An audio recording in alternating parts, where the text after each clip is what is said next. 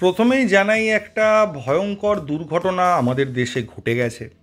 দুর্ঘটনা ছাড়া আমি কি বলবো ঘটনাটাকে, কারণ জঙ্গিদের আক্রমণে কিছু ভারতীয় নাগরিক এবং কিছু পর্যটক কাশ্মীরে প্রাণ হারিয়েছেন। তাদের কোনো দোষ ছিল না, দোষ এটাই ছিল যে তারা হিন্দু, ভারতীয়, ভারতবর্ষের বাসিন্দা, এটাই ছিল তাদের দোষ। ঘটনাটাকে নিন্দাজনক বললেও কম বলা হয়, এটা একটা নারকীয় পাশবিক একটা ঘটনা। তবে এই বিষয়ে আমার বক্তব্য খুব পরিষ্কার, এখানে বাইরে থেকে আসা জঙ্গিদের সঙ্গে ভারতীয় বা ভারতে থাকা কিছু মানুষের সাহায্য রয়েছে, তা না হলে এইরকম ঘটনা ঘটানো সম্ভব নয়। যখন আমাদের বাড়িতে বা চেনা পরিচিত কারুর বাড়িতে যখন চুরি হয়, দেখবেন যে কোনো টের পাওয়া গেল না, তারা নির্বাধায় ঢুকলো, চুরি করে বেরিয়ে গেল, তাদের কাছে খবর ছিল কোথায় কত টাকা গয়না কী আছে, নিঃশব্দে চুরি করে চলে গেল, তখন বোঝাই যায় যে ভেতরকার কোনো লোক তাদেরকে ইনফরমেশান দিয়েছে এবং তাদের কাছে পুরো খবর ছিল। তো আমার মতামত, আমাদের ঘরের ভেতর যে সমস্ত শত্রুরা ঢুকে বসে আছে বা এইরকম মানসিকতা সম্পন্ন যে সমস্ত মানুষজনরা রয়েছে, তাদেরকে আগে আইডেন্টিফাই করা উচিত। তাদের ভেতর থেকেই কিন্তু আসল জিনিসটা হচ্ছে। তাদেরকে যদি কন্ট্রোল করা যায়, তাদেরকে যদি নিউট্রালাইজ করা যায়, তাহলে বাইরে থেকে আসা শত্রুদের আটকানোটা খুব একটা বড় ব্যাপার হবে না। গতকাল মোহনবাগান একটা প্র্যাকটিস ম্যাচ খেলেছে, সেই ম্যাচে 5-1 জিতেছে। তো সেইটা থেকে মোহনবাগানের টিমের অবস্থা সম্পর্কে কি ধারণা করা যাচ্ছে সেটা নিয়ে কিছু আলোচনা করব। আর মার্কেটে চারদিকে প্রচুর নাম শোনা যাচ্ছে মোহনবাগানের সঙ্গে রিলেটেড, এই প্লেয়ার আসতে পারে, ওই প্লেয়ার আসতে পারে, রোজই নতুন নতুন নাম শোনা যাচ্ছে। তো সেগুলো নিয়ে দু একটা আলোচনা করে নেবো, কোথা থেকে কিভাবে নামগুলো আসছে। আর জেসন কামিন্সের চুক্তি আপডেট নিয়ে কিছু খবর আসছে মার্কেটে, সেটা নিয়েও আলোচনা করে নেব। প্রথমে চলে আসি গতকালের ম্যাচটা। গতকালের ম্যাচে মোহনবাগান 5-1 গোলে জিতেছে, সেটা নিয়ে বেশ কিছু চ্যানেলে প্রচণ্ড উৎসাহ প্রকাশ করা হয়েছে, কিন্তু বাস্তব ব্যাপারটা আপনাদের কাছে ক্লিয়ার করি। যে টিমটার সঙ্গে মোহনবাগান খেলছিল সেখানে সম্ভবত কোনো বিদেশি ছিল না, সেটা কলকাতা লিগের টিম।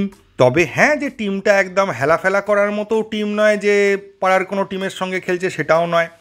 যে টিমটা সিএফএল খেলছে সেই টিমটার একটা মিনিমাম যোগ্যতা আছে। তবে এটাও মাথায় রাখতে হবে, সেটা কোনো আইএসএল এর লেভেলের টিম নয় যে সমস্ত টিমের সঙ্গে আমরা খেলতে চলেছি। প্রথম ম্যাচটা যদি আমরা আই লিগের কোনো টিমের সঙ্গে খেলতাম, তার আগে এটাকে প্রস্তুতি ম্যাচ হিসেবে নেওয়া যেত, তাহলেও কিছুটা হলেও ঠিক আছে, কাছাকাছি বা 1-2 গ্রেড ওপরের টিম। কিন্তু আইএসএল এর টিমের সঙ্গে এই টিমগুলোর প্রচুর ফারাক রয়েছে। ম্যাচটা দেখতে পাইনি, কোথাও দেখায়ও নি, আমি জানি না কোথাও দেখিয়েছে কিনা।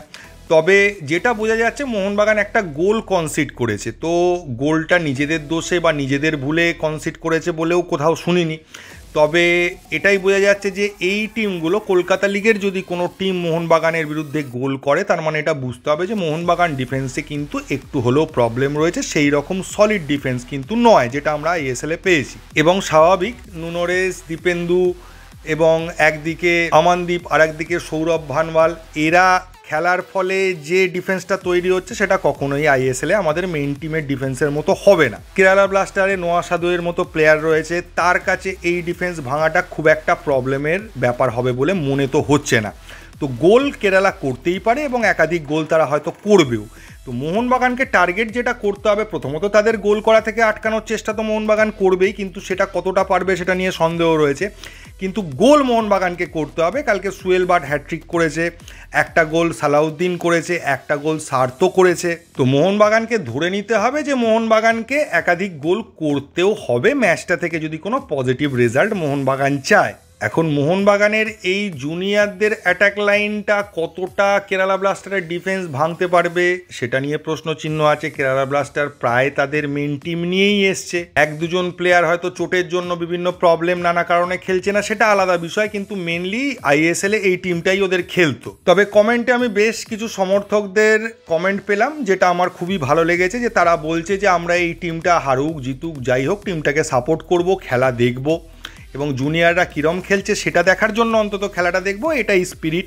কারণ আমরা সবাই জানি যে এই টিমটা নিয়ে মোহনবাগান হয়তো সুপার কাপে 1 কি 2 ম্যাচ ম্যাক্সিমাম খেলতে পারে, সেই রকমই সিচুয়েশান রয়েছে। তবে টিমটা যতক্ষণ না মাঠে নেমে পারফর্ম করছে, চোখে যতক্ষণ না দেখছি কীরকম পারফর্ম করছে, ততক্ষণ তো আর বলার আগে থেকে বলা যায় না যে টিমটা যে ভালো নয় বা পারবে না, বা টিমটা সেই লেভেলে যেতে পারবে না, সেটা বলাটা বোকামি হবে। কিন্তু মুশকিলও হচ্ছে, দেখতে পাবো একটাই ম্যাচ, সেই ম্যাচে যদি জেতে তবে পরের ম্যাচ, না হলে ওই ম্যাচটা দেখেই বুঝে নিতে হবে একটাই ম্যাচ সেক্ষেত্রে আমরা দেখতে পাবো। এবার সুপার কাপ নিয়ে এখন ইন্টারেস্টটা খুবই কম রয়েছে, মোহনবাগান সমর্থকদের ইন্টারেস্টটা অন্যদের থেকেও কম রয়েছে, এবং মোহনবাগান সমর্থকদের ইন্টারেস্টটার ওপরই কিন্তু অনেকটা কিছু ফুটবলের জনপ্রিয়তারা দাঁড়িয়ে আছে। এরকমই সিচুয়েশান এখন পশ্চিমবঙ্গের মধ্যে। ইস্টবেঙ্গল অলরেডি আউট হয়ে গেছে, মোহামেডান দল নামাতে পারবে, কি দল নামাবে, তাদের প্লেয়ারদের স্যালারি এখনও দেওয়া হয়নি, তারা আদৌ কে কে খেলবে তার কোনো ঠিক ঠিকানা নেই। তো মোহনবাগানই একমাত্র খেলছে সুপার কাপ, এটা বলা চলে। একমাত্র খেলছে মানে ঠিকঠাক মোটামুটি একটা জায়গায় রয়েছে, এখনও সম্ভাবনা আছে, এখনও কিছু করার একটা ব্যাপার রয়েছে। তাই মোহনবাগান ছাড়া আর কোনো টিমকে নিয়ে কোনো টিমের উৎসাহ নেই, আর মোহনবাগান সমর্থকরা যেহেতু জানে যে তাদের মেন টিম খেলছে না, তাই তাদের উৎসাহটাও কম। এবার যদি চলে আসি ট্রান্সফারের নিউজগুলো নিয়ে, ব্রায়ান কার্লটাকের নাম শোনা যাচ্ছে, সেন্ট্রাল কোস্ট মেরিনারের প্লেয়ার, জেসন কামিন্সের সঙ্গে খেলতো, ডিফেন্সের প্লেয়ার, তার আশা নিয়ে মোহনবাগানে আসছে, এরকম একটা খবর চারদিকে উঠেছে। আগে বলে নিই খবরটা কোথা থেকে এসছে বা কিভাবে তৈরি হয়েছে। ব্যাপারটা হচ্ছে এইরকম যে ব্রায়ান কার্লটাকের দিকে মোহনবাগানের বহুদিনের নজর ছিল, যে সময় জেসন কামিন্স এখানে এসেছিল সেই সময় থেকে নজর ছিল। এবার অস্ট্রেলিয়া মিডিয়া থেকে একটা খবর বেরিয়েছে যে ব্রায়ান কার্লটাক কিন্তু অস্ট্রেলিয়া ছাড়তে চলেছে, সে এশিয়ার কোনো দেশে আসছে, এবং কিছু জায়গা থেকে বলা হচ্ছে যে সে ইন্ডিয়াতেই আসছে। এবং যেহেতু মোহনবাগানের নজর ছিল, তাহলে সে যদি ও ইন্ডিয়াতে আসে তাহলে মোহনবাগানে আসার সম্ভাবনাই সব থেকে বেশি। সেই কারণে দুয়ে দুয়ে চার মিলিয়ে বলা হচ্ছে যে ব্রায়ান কার্লটাক মোহনবাগানই আসছে। এবার খবরটা এটা হতে পারে যে মোহনবাগানেই আসছে, আবার নাও হতে পারে অন্য কোনো টিমে আসছে, এটাও হতে পারে।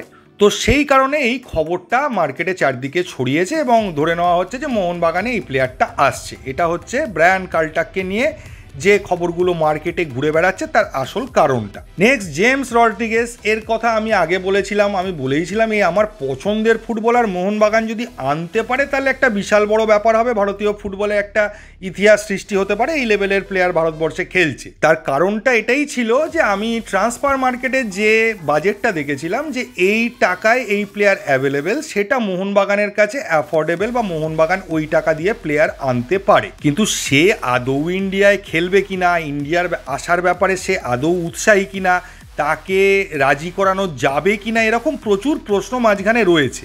তাই আমার ধারণা, আমি যেরকম ট্রান্সফার মার্কেটে তার বাজেটটা দেখে ভেবেছিলাম একে আনাটা মোহনবাগানের পক্ষে সম্ভব টাকার দিক দিয়ে, তো সেই কারণেই মনে হয় অনেকেই এই জিনিসটা দেখেছেন ট্রান্সফার মার্কেটে, এবং বাজেটটা কম বলে বা প্লেয়ারটার মার্কেট ভ্যালু এই মুহূর্তে কম বলে তাদেরও হয়তো মনে হয়েছে যে একে আনা যেতে পারে বা একে মোহনবাগান আনতে পারে।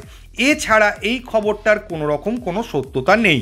আর জেসন কামিন্সের চুক্তি বৃদ্ধি হতে চলেছে, এই খবরটাও বিভিন্ন জায়গায় ছড়িয়েছে এবং বিভিন্ন জায়গা থেকে পাওয়া যাচ্ছে। আমি এই খবরটার সত্যতা জানি না, যদি হয় সেটা তো খুবই ভালো ব্যাপার, সেক্ষেত্রে আমরা বুঝতেই পারবো যে জেসন কামিন্স এবছর কোনোভাবেই মোহনবাগান ছাড়ছে না বা কোনোভাবে তার যাওয়ার কোনো সম্ভাবনা নেই। এবং সেক্ষেত্রে আমরা যে সমস্ত প্লেয়াররা মোহনবাগানে কনফার্ম থাকছে, আমি বলেছিলাম যাদের যাওয়ার কোনো সম্ভাবনা নেই, একটা ছিল অ্যালবার্টো রড্রিগেজ, একটা ছিল জিমি ম্যাকলারেন, তার সঙ্গে জেসন কামিন্সও সেই লিস্টে যোগ হয়ে যাবে। তবে এই খবরটার সত্যতা নিয়ে আমার কিন্তু কোনো ধারণা নেই, তবে কিছু রিলায়েবল চ্যানেল বলছে, বিভিন্ন জায়গায় খবরটা আসছে, তাই জন্যই আমি আপনাদের সঙ্গে শেয়ার করলাম। তাও বলে দিচ্ছি যে আমি কিন্তু কনফার্ম নই, এই খবরটা কোনো একদম মার্কাস বা সেই লেভেলের কোনো জায়গা থেকে বেরোয়নি এখনো। আর আমি মোহনবাগান ম্যানেজমেন্টের কেউ নই, বা মোহনবাগান ম্যানেজমেন্টের সঙ্গে আমার কোনো যোগাযোগ আছে বা তারা সমস্ত খবর আমাকে দেন বা আমি খবর তাদের থেকে পাই, এরকম ব্যাপারটা নয়। ফলে সত্য মিথ্যা এই খবরটার আমি জানি না, যারা বলছেন তারাই জানবেন যে কোথা থেকে তারা খবরটা পাচ্ছেন বা কতটা রিলায়েবল সোর্স থেকে তারা খবরটা পেয়েছেন। আর গতকালের ঘটনার শোক প্রকাশ করে এই ভিডিওর শেষে আমি আজকে অন্তত জয় মোহনবাগান বলছি না। তো থ্যাংক ইউ, ধন্যবাদ। এই ভিডিওয় এইটুকুই।